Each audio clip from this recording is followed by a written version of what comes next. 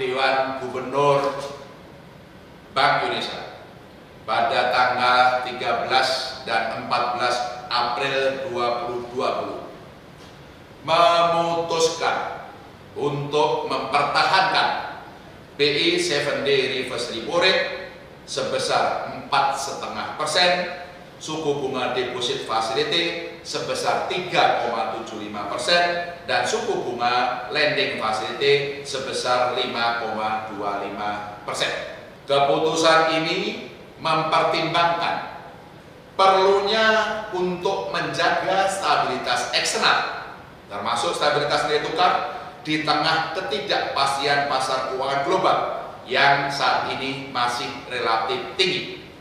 Meskipun Bank Indonesia tetap melihat adanya ruang penurunan suku bunga sejalan dengan rendahnya tekanan inflasi dan perlunya mendorong pertumbuhan ekonomi.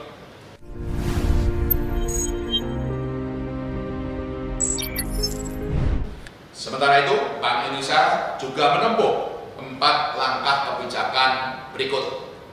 Pertama, untuk stabilisasi dan penguatan nilai tukar rupiah, Bank Indonesia meningkatkan intensitas kebijakan triple intervention, baik melalui spot, domestic non-delivery forward, maupun pembelian SPN dari pasar sekunder.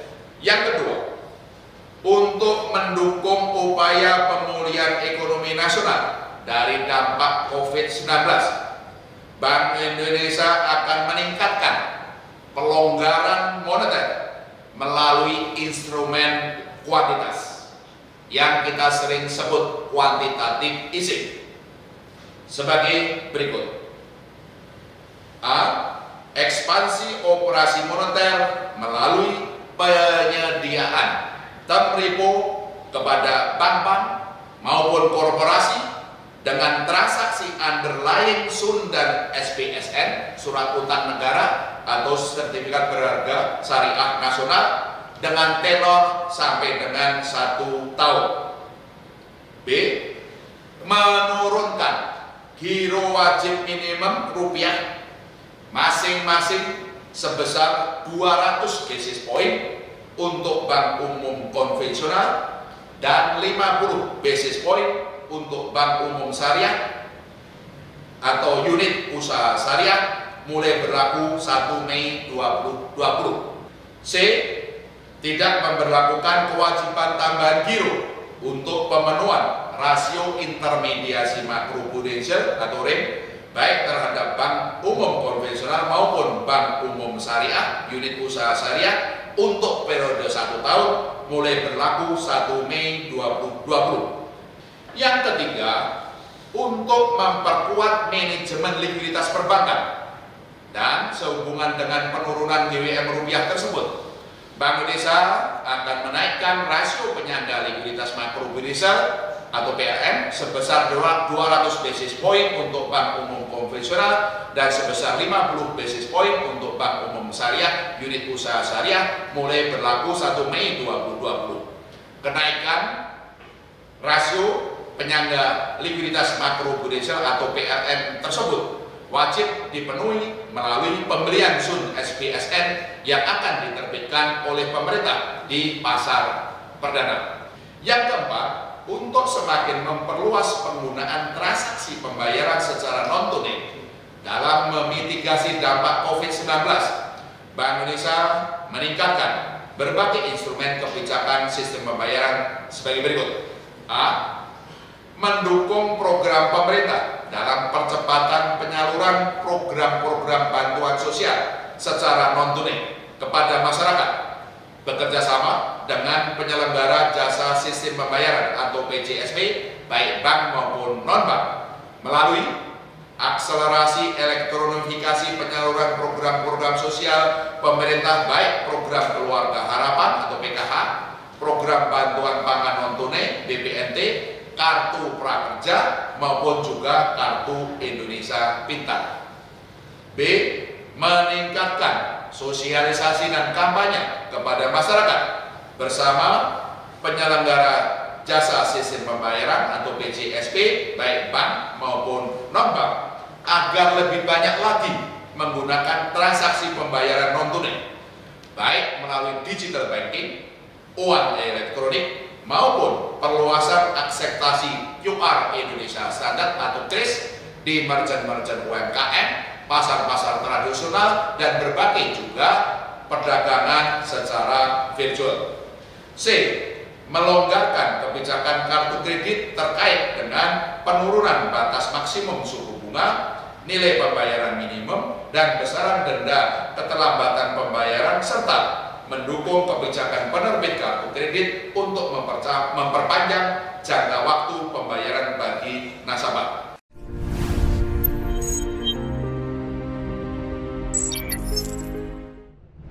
Bauran kebijakan Bank Indonesia yang kami jelaskan tersebut merupakan bagian dari sinergi kebijakan yang terkoordinasi secara erat dengan pemerintah maupun melalui Komite Stabilitas Sistem Keuangan atau KSSK serta otoritas terkait untuk menjaga stabilitas makroekonomi dan sistem keuangan serta dalam upaya pemulihan ekonomi nasional dari dampak COVID-19. Bank Indonesia akan terus mencermati dinamika perekonomian dan pasar keuangan global serta bagaimana penyebaran COVID-19 dan dampaknya terhadap perekonomian baik global maupun Indonesia dari waktu ke waktu, serta akan mengambil langkah-langkah kebijakan lanjutan yang diperlukan secara terkoordinasi yang erat dengan pemerintah dan KSSK untuk menjaga stabilitas makroekonomi dan sistem keuangan serta pemulihan ekonomi nasional.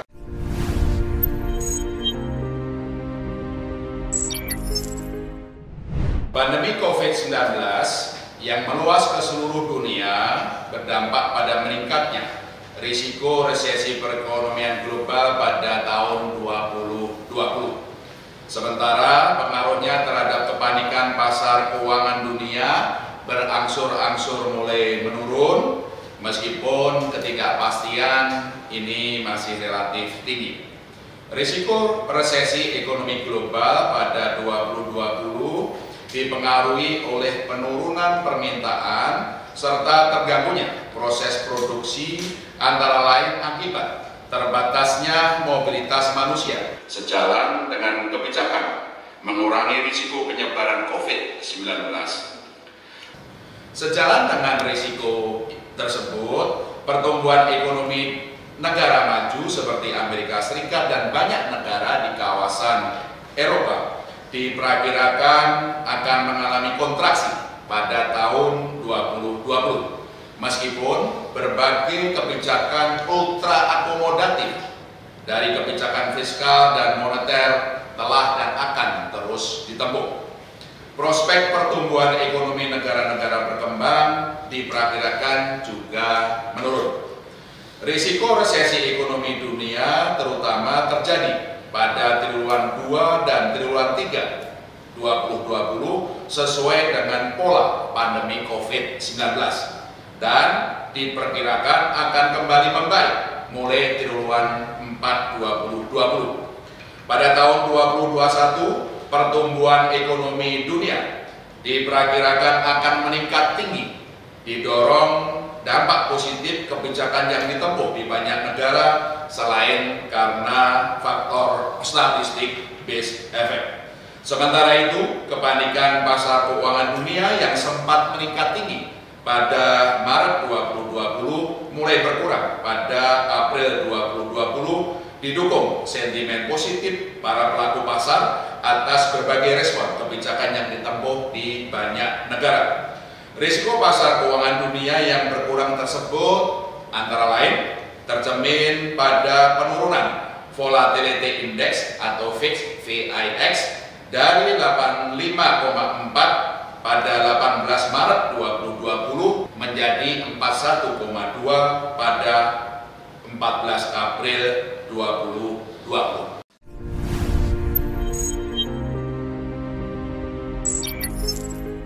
Di dalam negeri, penurunan pertumbuhan ekonomi global tersebut serta langkah-langkah pencegahan penyebaran COVID-19 di dalam negeri juga berdampak pada terganggunya berbagai aktivitas masyarakat ekonomi maupun juga produksi, dan karenanya berdampak pada penurunan pertumbuhan ekonomi domestik. Ekspor pada tahun 2020 diperkirakan menurun akibat melambatnya permintaan dunia, terganggunya mata rantai penawaran global, serta rendahnya harga komoditas global. Sementara itu, pembatasan sosial dalam rangka pencegahan penyebaran COVID-19 berdampak pada penurunan pendapatan masyarakat serta penurunan produksi, sehingga menurunkan prospek permintaan domestik, baik konsumsi rumah tangga maupun investasi. Pertumbuhan ekonomi Indonesia yang melambat diperkirakan terutama terjadi pada triwulan 2 dan triwulan 3 2020 sejalan dengan prospek kontraksi ekonomi global serta langkah-langkah dari dampak ekonomi dari upaya pencegahan penyebaran COVID-19 termasuk di dalam negeri. Kami perkirakan bahwa perekonomian nasional akan kembali membaik pada triwulan 4 2020 dan secara keseluruhan pertumbuhan ekonomi tahun 2020 diperkirakan dapat menuju 2,3% dan kemudian akan meningkat lebih tinggi pada tahun 2021. Selain dipengaruhi oleh prospek perbaikan ekonomi global, peningkatan pertumbuhan mulai triwulan 4 2020 dan pada tahun 2021 tersebut juga didorong berbagai kebijakan yang ditempuh baik oleh pemerintah, Bank Indonesia, dan otoritas terkait yang terkoordinasi dengan sangat erat.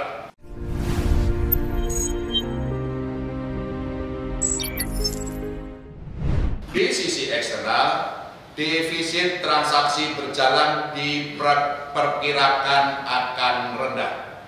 Secara keseluruhan, kami perkirakan defisit transaksi berjalan pada triwulan 1 2020 akan lebih rendah dari 1,5% PDB. Sementara itu, aliran modal asing diperkirakan akan berangsur-angsur kembali masuk ke Indonesia, sejalan dengan meredahnya kepanikan pasar keuangan global dan membaiknya ekonomi domestik. Secara keseluruhan, prospek neraca pembayaran Indonesia pada tahun 2020 juga tetap baik dan memperkuat ketahanan sektor eksternal Indonesia. Posisi cadangan devisa pada akhir Maret 2020 sebagaimana telah kami umumkan sebesar 121 miliar dolar Amerika Serikat atau setara dengan pembiayaan 7,2 bulan impor atau 7 bulan impor dan pembayaran utang luar negeri pemerintah. Dan kami perkirakan bahwa posisi cadangan devisa akan meningkat pada akhir April 2020 ini. Bank Indonesia berpandangan bahwa posisi cadangan devisa tersebut lebih dari cukup untuk memenuhi kebutuhan impor dan pembayaran utang luar negeri pemerintah serta kebutuhan untuk stabilisasi nilai tukar rupiah.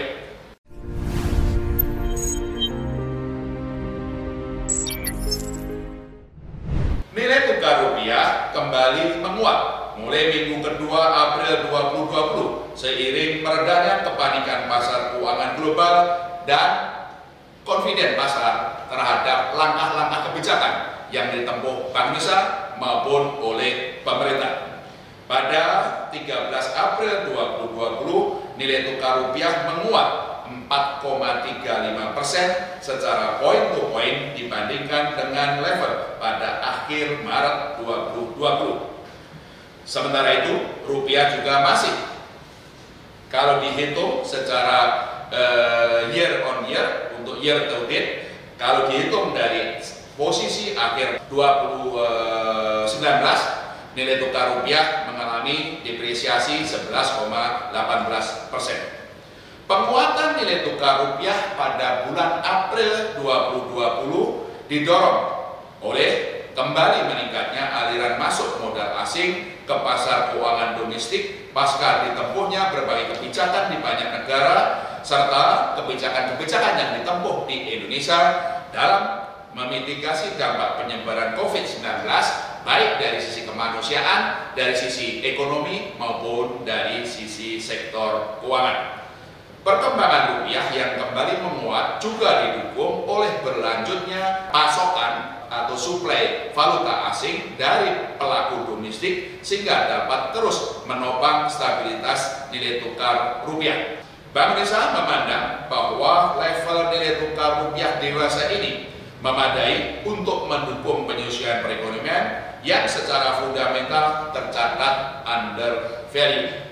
Kami perkirakan bahwa nilai tukar rupiah akan bergerak stabil dan cenderung menguat ke arah Rp15.000 per dolar Amerika Serikat pada akhir tahun 2020. Kedepan, Bank Indonesia akan terus memperkuat kebijakan stabilisasi nilai tukar rupiah sesuai dengan fundamentalnya dan bekerjanya mekanisme pasar.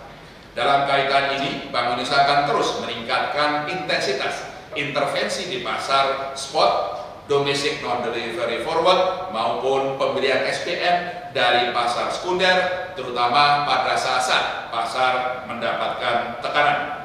Untuk mendukung efektivitas kebijakan nilai tukar tersebut, Bank Indonesia juga terus mengoptimalkan operasi moneter guna memastikan bekerjanya mekanisme pasar dan ketersediaan likuiditas baik di pasar uang maupun pasar falas.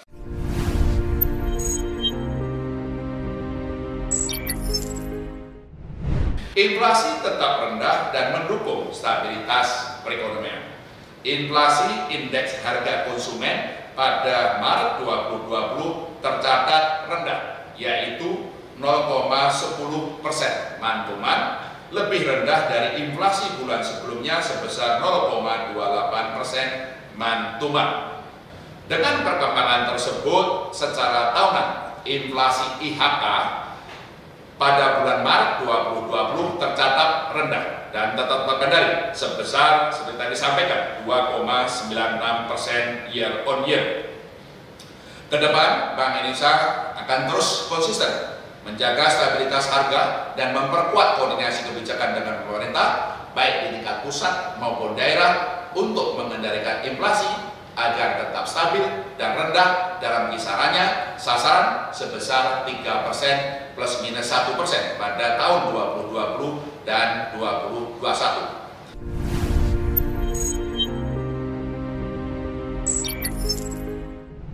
Transmisi pelonggaran kebijakan moneter juga berjalan baik didukung oleh kecukupan likuiditas perbankan yang memadai. Di pasar uang, transmisi suku bunga ke pasar uang berjalan cukup baik, tercermin pada penurunan suku bunga pasar uang antar bank overnight sebesar 150 basis point menjadi 4,34% dan suku bunga JIBOR tenor 1 minggu sebesar 166 basis point menjadi 4,58% sejak akhir Juni 2019. Transmisi penurunan suku bunga perbankan juga berlanjut pada bulan Februari 2020, baik suku bunga deposito maupun suku bunga kredit.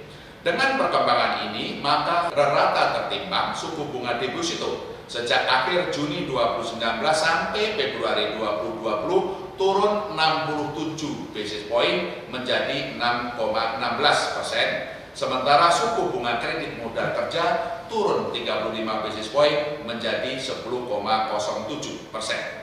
Transmisi jalur suku bunga yang baik tersebut juga didukung oleh respon Bank Indonesia untuk menjaga kecukupan likuiditas perbankan.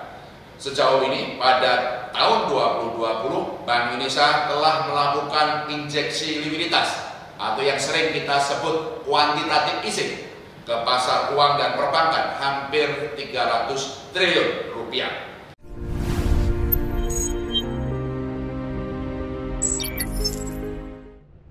Stabilitas sistem keuangan tetap terjaga Meskipun potensi risiko dari makin meluasnya dampak penyebaran virus COVID-19 terhadap stabilitas makroekonomi dan sistem keuangan perlu terus diantisipasi.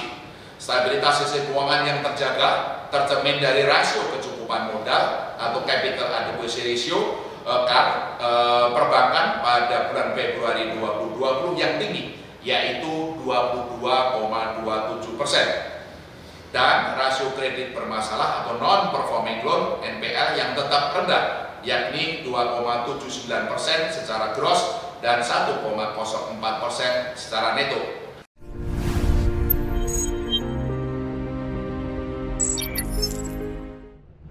Di bidang sistem pembayaran, kelancaran sistem pembayaran tetap terjaga, baik sistem pembayaran secara tunai maupun non-tunai. Ke depan, Bank Indonesia bersama penyelenggara jasa sistem pembayaran, baik bank maupun non-bank, akan terus memperkuat transformasi digital untuk ekonomi Indonesia melalui penerapan Blueprint Sistem Pembayaran Indonesia 2025, termasuk peningkatan akseptasi QR Indonesia Standard atau TRIS yang secara meluas, baik di merchant-merchant UMKM, di pasar-pasar tradisional, di lembaga pendidikan, di lembaga sosial, dan juga tempat-tempat ibadah.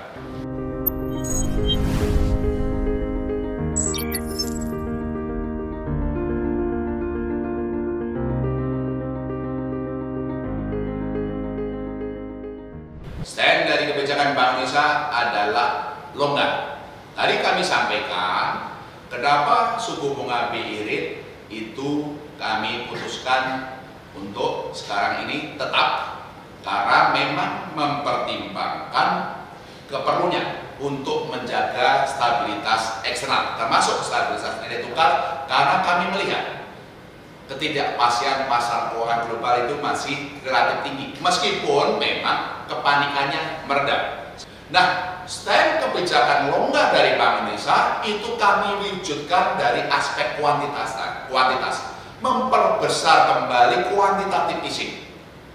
Yang sudah kami lakukan adalah tadi hampir 300 triliun, kami tambah lagi kuantitatif easingnya, yaitu sekitar 102 triliun dengan penurunan GWM rupiah dan sekitar 15,8 triliun dengan tadi tidak memperlakukan kewajiban tambahan giro untuk rasio intermediasi makro prudensial, dan duanya ini akan berlaku satu efektif. Nah, tiga ini kuantitatif easing yang dilakukan oleh Bank Indonesia, stimulus fiskal yang dilakukan oleh pemerintah, dan juga relaksasi pengaturan prudensial dari sisi mikro oleh otoritas jasa keuangan, inilah sinergi yang sangat erat untuk bagaimana mencegah COVID-19 terhadap ekonomi, sektorial, dan pendapatan masyarakat, dan tentu saja ini juga akan menjaga stabilitas sistem keuangan yang terjaga.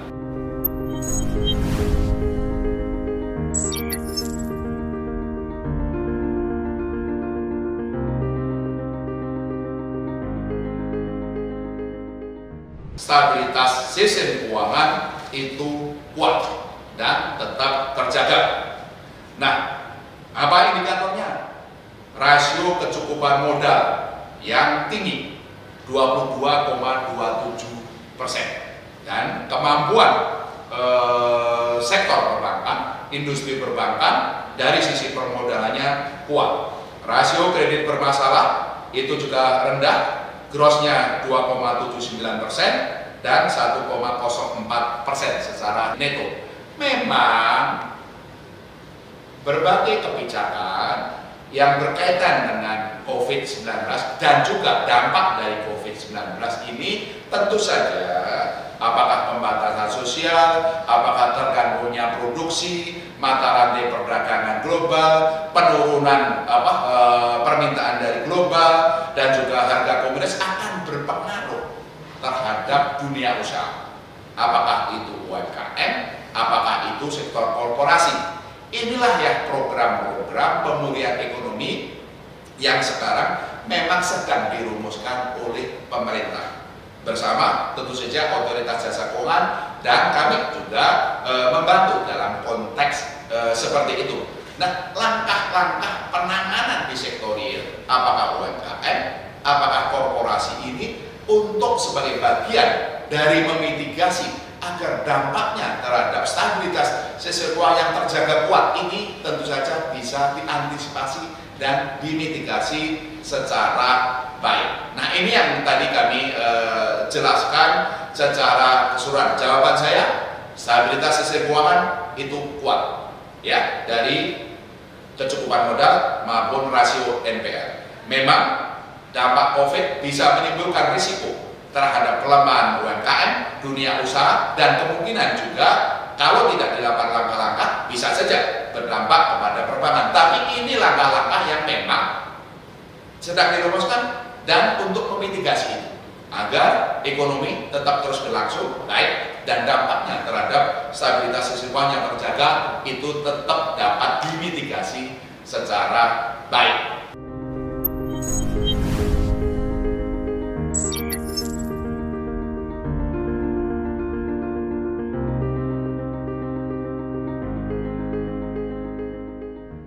Rupiah berangsur-angsur menguat, bahkan sekarang diperdagangan kurang lebih closing hari ini adalah 15.610, berarti menguat 10 rupiah ya dari penguatan kemarin. Bahwa stabilitas dan penguatan rupiah ini adalah mekanisme pasar. Dalam bentuk apa? Saya sampaikan bid sama offer dari pelaku, apakah bank, apakah broker, ya, itu berjalan secara baik. Ada pasokan-pasokan tidak hanya dari perbankan tapi juga dari para eksportir.